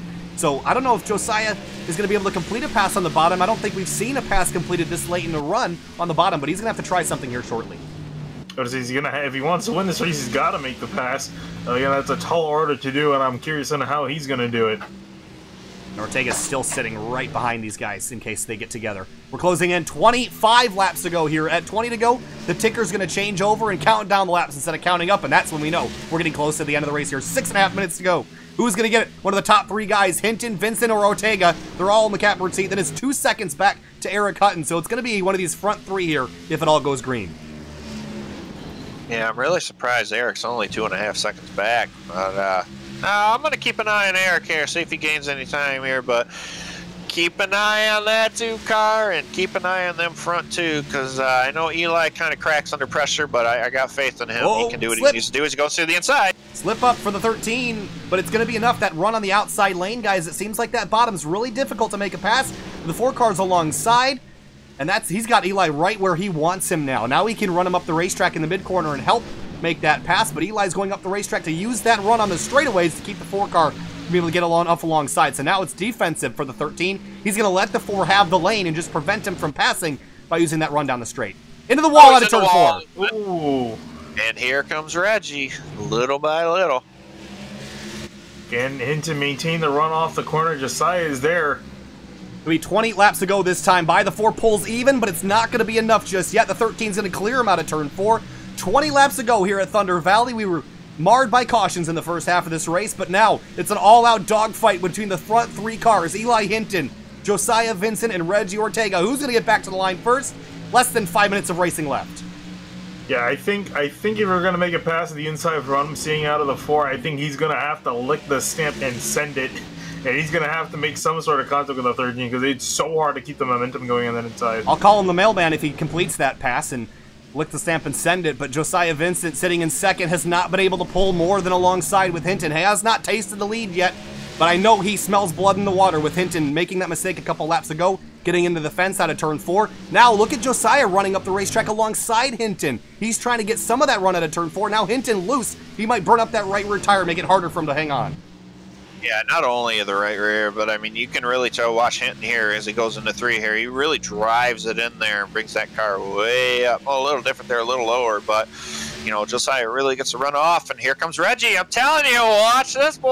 Yeah, I think he's done waiting now as we got about almost 15 laps to go. I think he's decided now is the time to go. He can't wait any longer, and I think he's just trying to find which lane to go here in these closing laps. And these guys have used up all the patience. They're not going to, I mean, at this point, guys, they've been running side by side for so many laps. The bumper's fair game. I mean, Josiah Vincent's done everything he can to get around the 13 car without contact. I think we're going to start seeing the bumper get used here. And that's just typical short track racing. But the question is, how hard does Josiah Vincent push that 13 car? I mean, if I'm in Josiah's seat right now, I mean, I know he's driving hard. We got 2 different driving styles, but I am going to ride Hinton into that corner as he goes again to the inside. But here comes Reggie Ortega. Ortega wants a piece of the 4 car. Now the problem is if Ortega and Vincent fight, that might let the 13 car get away. So Ortega's got to think maybe about the bigger picture here and let Vincent and Hinton get side by side before he comes and stinks up the fight. But they're door to door out of turn 4. 12 laps to go. Yeah, all Reggie has to do, man, is just keep running his line, let them guys burn their stuff up. I know it's getting down to it, 10 to go. Not this time, but next time down, he's just got to stay with it, don't overdrive it, and just hope something opens up, man, because I'm telling you, man, you might see a bump and run here at Bristol. I think something's going to open up. We got 2 lap cars up ahead, and they're fighting for position. That's Brian Chambliss and Alec Martinez. They're fighting for 7th, and these guys are approaching them fast. Riding on board, the gyro cam on Josiah Vincent's car. You can see how much bouncing he's had to deal with, but now we are going to have, looks like, is this 10 to go this time by? 10 to go, and he's to the inside of Eli Hinton. Can he complete the pass this time? They're coming up on lap traffic, guys, and the lane choice is going to be extremely important. I think Hinton's in trouble. Both those lap cars up front looks like they're running a tad higher on the racetrack. Yeah, this is going to be very interesting to see where both of them go. Those guys are fighting for position. They're not just running around, so they got their own battle to worry about. And here come the leaders charging on through. if I'm a lap car from my driver's standpoint, I mean, if we're not racing for, I mean, yeah, they're racing for position, but they got to let these guys go here. I mean, it's been a hell of a drive here. So Josiah again gets on the inside. It's about the closest he's been on. Yep, he's gonna have a great run here. He's just about a foot to the lead of the 13 car, but it's not gonna be enough to clear. Come on, baby. Side by side, 7 laps to go here at Bristol. We've got about a minute and a half left. Hinton's getting pinched on that outside lane. The 21 staying up there. He's going to pull down to the bottom. He somehow manages to get down there. That was a fantastic move because otherwise he'd get stuck. But can the 4 car get there again? Not quite. Eli Hinton back to the bottom, 6 to go. Oh, 3 wide. Josiah looking to the middle. He's not giving up. The 21's going to back out. Yeah, Chambliss let him go there. Good driving. Good driving. Not done yet. Lap car to deal with. Coming 5 to go. That's Alec Martinez in 7th out up front, but it's Hinton, Vinson, and Ortega. 1, 2, and 3 to the bottom. Here comes Josiah Vincent. Now remember, Alec Martinez is teammates with Vincent, so this could play into Eli's favor here. Or sorry, Vincent's favor. Coming out of turn 4 again. Oh, he's in the wall. Oh, right in front of the leaders. To the bottom goes Eli Hinton. Great move by the 13. That might have just won him the race. Oh, he's on his bumper here. Let's see what happens. No more lap traffic. Oh, a great run by the 4 to the inside, but it's not going to be enough to clear. Here comes Eli Hinton back on the outside. Almost clears him. 3 to go here at Bristol. All right, he's going to have to be aggressive here. The 4 car's got to be aggressive here. If I'm Hinton, I'm going to continue to run my line and not overdrive it because Josiah really has no choice here. He's got to drive it as hard as he can. 2 laps to go. Eli gets the run here. 30 seconds left in this race. Does Josiah Vincent have anything for the 13? He's alongside, but couldn't make the move. Here comes Reggie Ortega to the outside of the 4. Can he get to the 13's bumper? Coming back to the white flag. 1 lap to go at Thunder Valley. Side by side for second. Ortega on the outside. 4 onto the apron in the inside lane. But Eli Hinton is home free, and Reggie Ortega's not going to be close enough. That's all he needed. Coming back to the checkers. Eli Hinton not close enough. is going to come out of turn 4. He'll pick up his first win of the season. Crashing behind him for second. Ortega gets it by 37 thousandths of a second. Wow, what a great clean race. I got nothing bad to say. I mean, Josiah, one of the cleanest guys here, and I'm sure you guys love this. MTV took. Yeah, I'm out 10 bucks. Oh yeah, I forgot we had to pay you. No, don't tell people that. Oh man, what a great finish, man. Great racing, man. Spectacular. It was a rough start to the night, but this is why we stick with it. Eli Hinton pulls his first victory of the season and his first victory in a Sim Motorsports powered Ford Mustang, and he's gonna burn it down on the front straightaway. Congratulations. And this has got to be nothing but good luck. I know he's got a proposal to make on Monday. I'm sure this will give him all the confidence he needs. I thought you guys drove Camrys. I almost said a Camry. He does on Saturdays. I didn't want to buy him a Camry. You guys got a good driver and a lot of talent. A lot of props to Josiah again. I mean, it probably would have been a different outcome if I was racing, but I'm a lot more aggressive. But Josiah, big round of applause. These guys put on a hell of a finish, and Eli pulled it out, man. That's awesome. Yeah. As he wrecks your car, you get your $10 back, I guess. Well, I have to give Josiah Vincent a huge round of applause because he had the opportunity to run the 13 over, and he never did. And there was an opportunity there, but he didn't take it. And that's just A-plus driving by both these guys. And Ortega sliding for second by 37 thousandths of a second. And here's another look at the final couple laps here. Yeah, he did a great job of taking that opportunity in those last 2 laps to get second place. Did a great job. Unfortunately, it wasn't a win, but P2 is not going to be too shabby for the number 2 of Reggie Ortega. Yeah, coming back to the checkered flag, they get together out of the final corner, but man, what an incredible battle we saw for so many laps between the 13 and the 4. I mean, just A-plus racing by everybody here. And there's another look at the 4's dive to the inside of the 13. He could taste it, but it just wasn't close enough to make him pass for the win.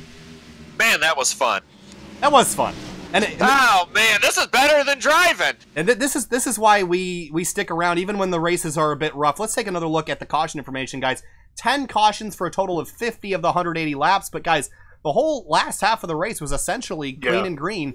And we saw some spectacular, some of the best short track racing that we've ever seen on Sim TV right there. Yeah, congrats to those top three. They kept it clean pretty much all the way.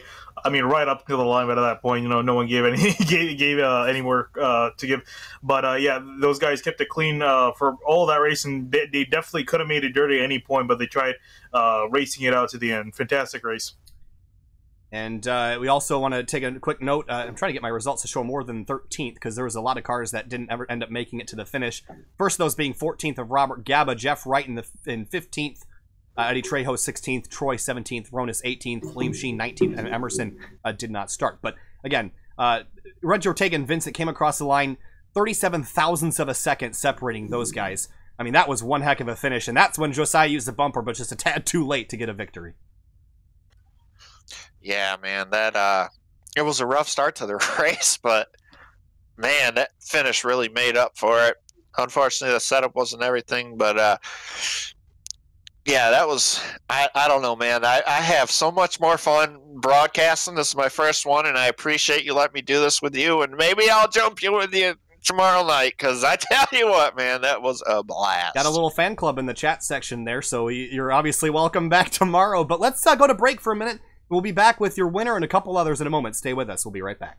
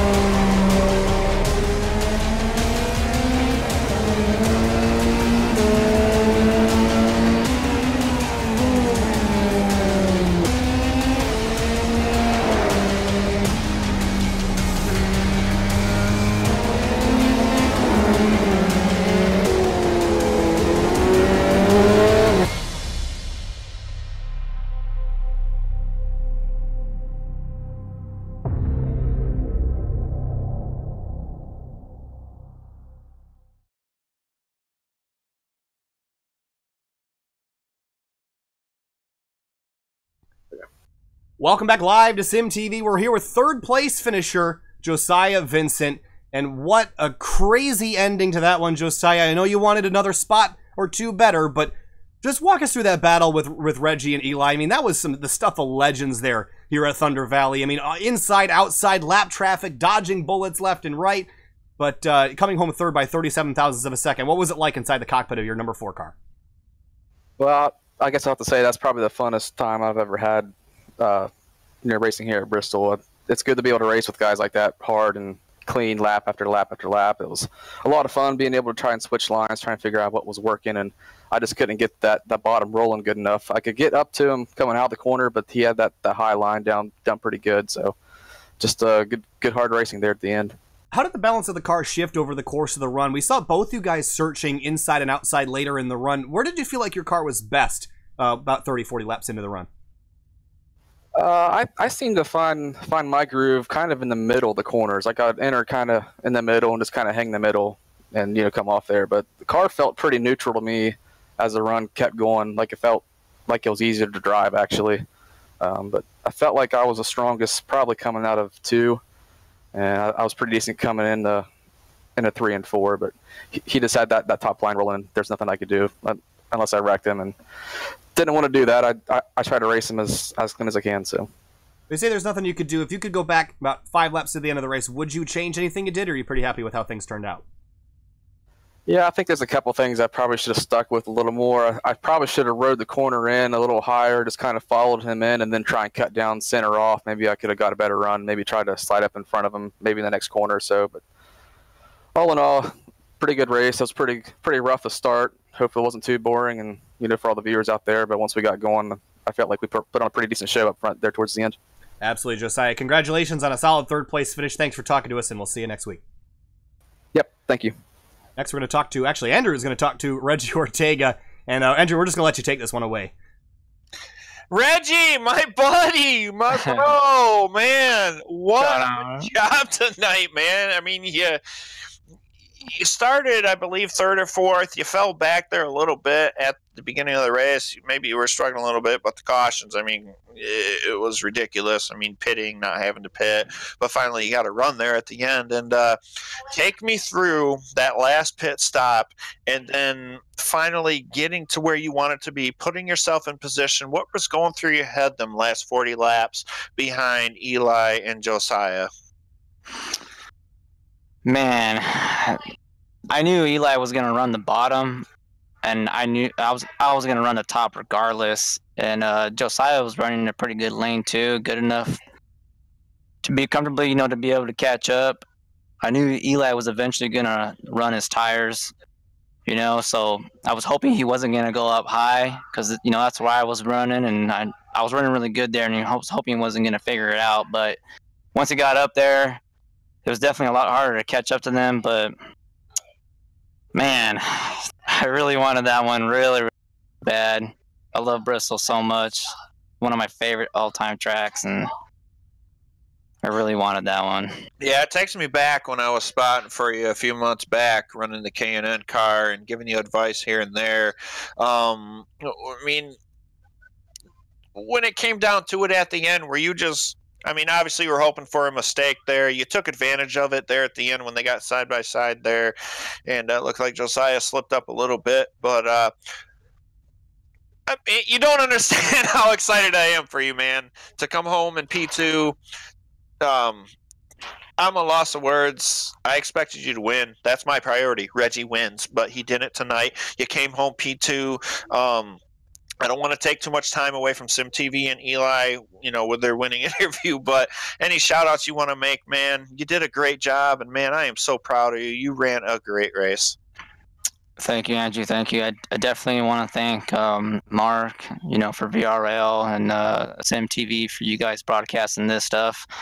And then also Vincent Motorsports, my teammates. They're a great bunch of guys, and definitely Hutton Motorsports for coming through with some really good engines. We had some bad ones here and there, but these ones were really good, man. So I got to thank those guys. Definitely. Well, hey, man, congratulations on your 2nd place. Got Finian here with Eli here. Again, Reggie, congratulations, buddy, and you have a great night. And I believe Finian is here with Eli, the winner. Take it away. Hey, Eli, got a copy? Yes, sir. Well, finally got the win there, and I also completely forgot. Just as you came across the line, we have to pay you money because you won. Oh, man. Give me that moolah, baby! Come on. But yeah, you did a great job up there in the front for pretty much most of the race. Had a pretty solid car there. What was your skills to doing it? We saw you were running the inside lane for most of the run, but then you started migrating to the top. So, what was your recipe for success?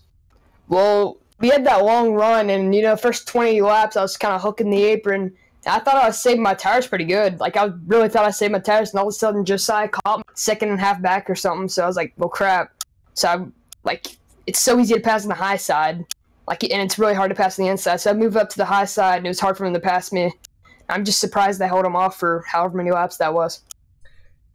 Eli, I want to ask you a question, buddy. I saw you moving around a little bit in running different lines in turns 1 and 2 versus 3 and 4. Was the handling different on either end, or was it just a matter of keeping the 4 car behind you? Oh, yeah, way different. 1 and 2, the bumps, toward the middle top aren't as bad, but, on the bottom, they're a little bit worse. And then in 3 and 4, it's, the exact opposite, where the bottom, has less bumps, and the top is a ton of bumps. So, and you had to check up a lot more going into turn. That's a big factor. And on top of a great win here tonight, Eli, obviously you missed last week at ISM Raceway. So what's the points picture for you? Are you planning on running more full-time to try to get yourself in the points picture, or is it just kind of showing up and really Saturday's the big show? Well, Saturday is definitely the big show, but I'll try to show up to me as possible. Hopefully I can make it to the chase. If I make it to the chase, try to make sure I show up for all of those and try to get a championship. But big shout-out to Josiah for racing me clean there. I mean, that was just really fun. Yeah, what's going through your head those last couple laps? I mean, you have to defend from Josiah, but was there ever a concern that he might lay the bumper on you, or Reggie might get there as well? I mean, what was the thought process there? I really thought he was going to lay the bumper to me, especially I thought he was kind of waiting until the very end to lay the bumper on me, but he never did, which is kind of surprising. I really thought he would. I probably would have, but that's besides the point. It was a really fun race. We're going to let you celebrate here in a moment, Eli, but I got one more question for you. Battle tonight harder or battle on Monday harder? Definitely Monday, that sim racing hangovers. I'm really gonna feel it, man. Well, all right. Well, thanks for talking to us, buddy. We'll see you tomorrow night. Congratulations on the win, and I'll talk to you later. Okay, see you, man. All right, so that was Eli Hinton, race winner for the first time this season. Finian, we saw a spectacular race tonight after the growing pains of those first couple laps. Bristol was exciting, but tomorrow most of these guys head off to Martinsville. So what are the expectations for tomorrow night in the Cup race? It's kind of actually a few unknowns, especially for me, because I have absolutely no idea how these new cars race at Martinsville. I think we should see probably more of the same, just due to the nature of that track. But yeah, it should be some great action. Hopefully it's a little bit cleaner than it was tonight, but I'm expecting to see some great racing. Absolutely. Also, I just was reminded in chat that that's actually the first win on SimTV for that SimTV paint scheme. For anybody other than me driving. I remember I won a point of view race with it at Charlotte, but first time that scheme has been to victory lane. All right, anything. Always, Andrew, thanks for joining us tonight. Man, it was fun having you up here in the booth with us. Yeah, man, I didn't expect to have as much fun as I did, and I want to give another congrats to Eli for doing what he did. Man, Eli, you impressed me so much tonight. Kyle, Finian, giving me the opportunity to be up here in the booth. I'm sure chat was fun. Another big shout out to Mark for putting this series together, and everybody part of Virtual Racing League and Outsiders. I love everybody here, and Reggie, again, buddy, I love you, man, and congratulations on your baby, and you did a hell of a job tonight. Josiah, hell of a job racing clean. I don't know what to say, man. I had fun, and I love everybody in this community, and going forward, I'm expecting bigger things, and I just need the support, especially from Outsiders Racing, everybody. I love you guys, and that's all I got, man. Gonna cry. I love all you guys. All right. Mark's reminding us in chat that next week is an off week for the Virtual Racing League, so we'll be back in 2 weeks for the next round. But we're not off tomorrow night, guys. It's Outsider Racing League from Martinsville tomorrow night, 10 o'clock p.m. Eastern Standard Time. We saw Mark Emerson take home the checkered flag last week for his first win of the season. Can he go for 2 in a row tomorrow at the Paperclip? That's going to do it for us tonight, and we'll see you tomorrow from Martinsville, Virginia. Go get yourself a hot dog. We'll see you there. Have a great night.